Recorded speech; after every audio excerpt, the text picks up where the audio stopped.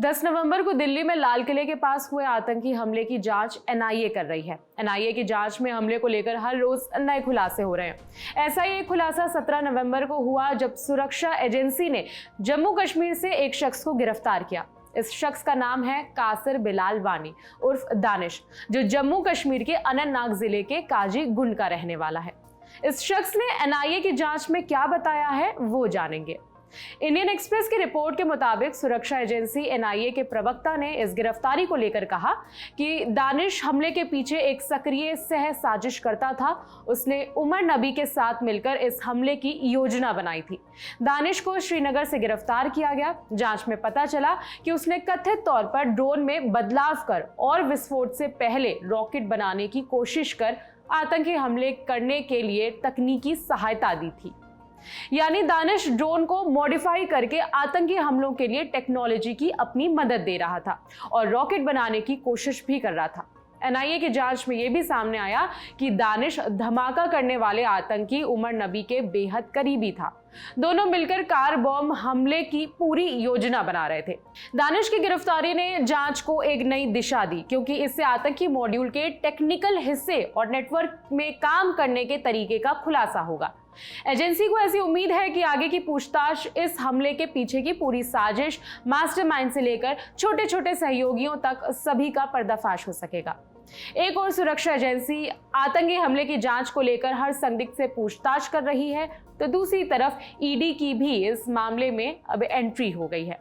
ED ने 18 नवंबर की सुबह अल फलाह ट्रस्ट और फरीदाबाद की अल फलाह यूनिवर्सिटी से जुड़े कई सारे ठिकानों पर बड़े स्तर की छापेमारी की। ये छापे मनी लॉन्ड्रिंग के एक मामले में हुए, जिसमें यूनिवर्सिटी और इसके मालिकों और प्रबंधकों पर गंभीर वित्तीय अनियमितताओं के आरोप लगे हैं। इंडिया टुडे से जुड़े मनीष पांडे की रिपोर्ट के मुताबिक ईडी ने अल फलाह ट्रस्ट के ओखला स्थित मुख्यालय, यूनिवर्सिटी कैंपस और संचालकों के निजी आवास समेत 25 ठिकानों पर एक साथ छापेमारी की। दिल्ली के जामिया नगर, ओखला विहार और फरीदाबाद के सेक्टर 22 स्थित कैंपस में ईडी की टीमें सुबह से ही तैनात हैं। साथ ही ईडी ने अल फलाह और उसके मालिकों से जुड़ी वित्तीय अनियमितताओं को लेकर भी पीएमएलए का मामला दर्ज किया है। ईडी की टीम दस्तावेज यानी डॉक्यूमेंट्स, बैंक खातों की डिटेल, लैपटॉप, मोबाइल फोन और दूसरी डिजिटल डिवाइसेस को भी जब्त कर रही है। ईडी ने कुछ महीने पहले ही अल फलाह यूनिवर्सिटी और इसके मालिकों के खिलाफ prevention of money laundering act के तहत केस दर्ज कर लिया था। ऐसा आरोप है कि यूनिवर्सिटी और ट्रस्ट के नाम पर करोड़ों रुपए की अवैध फंडिंग की गई, विदेशी डोनेशन के नियमों के उल्लंघन भी हुए हैं और संपत्तियों के गलत इस्तेमाल के जरिए काले धन को सफेद किया गया है। ईडी ने अल फलाह यूनिवर्सिटी के अध्यक्ष और संस्थापक जावेद अहमद सिद्दीकी से उनके आवास पर पूछताछ की। जावेद सिद्दीकी पिछले कुछ दिनों से लापता थे। जावेद 1992 में अल फलाह इन्वेस्टमेंट कंपनी के निर्देशक बने और बाद में अल फलाह ट्रस्ट की उन्होंने स्थापना की। हलाल निवेशन के नाम पर लोगों से धोखाधड़ी करने के आरोप में दिल्ली पुलिस ने साल 2000 में उनके खिलाफ धोखाधड़ी का एक मामला दर्ज भी किया था। इस पूरे मामले में एक और आरोपी आमिर राशिद अली को 17 नवंबर को दिल्ली की पटियाला हाउस कोर्ट में पेश किया गया।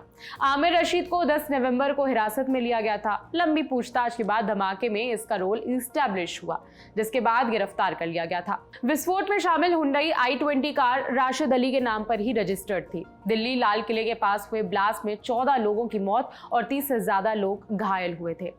फिलहाल एनआईए इस मामले की जांच कर रही है और ईडी यूनिवर्सिटी और ट्रस्ट से जुड़े लोगों पर छापेमारी कर रही है। आगे जो भी अपडेट्स होंगे हम आप तक पहुंचाते रहेंगे। ये खबर लिखी हमारी साथी सुप्रिया ने। मेरा नाम है विभावरी। अपडेट्स के लिए देखते रहिए दी ललन टॉप। शुक्रिया।